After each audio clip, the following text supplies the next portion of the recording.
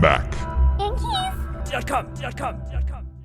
To remove your left arrow key, you're going to take your tool, spudger, toothpick, paperclip, whatever you're using, place it underneath the bottom of it.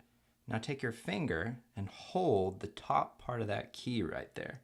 And now slowly pry it back, and it should just snap right off. And set that aside.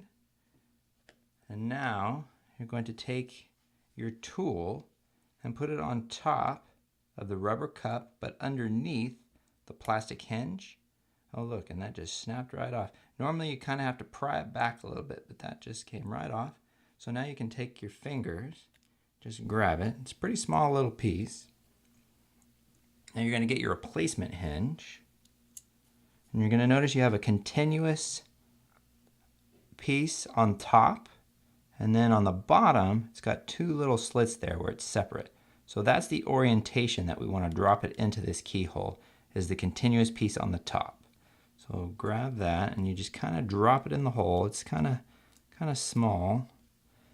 And now that it's in place, just take your finger and push down on it until it snaps a couple times, or snaps in place.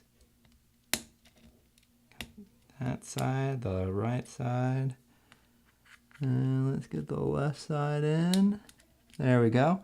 And now that you've installed your bracket, take your replacement left arrow key and just put it right on top there. And now to get that installed, you're just going to push down on it until it clicks in place. You might have to wiggle your finger around, and you've installed your left arrow. Back. Hinge.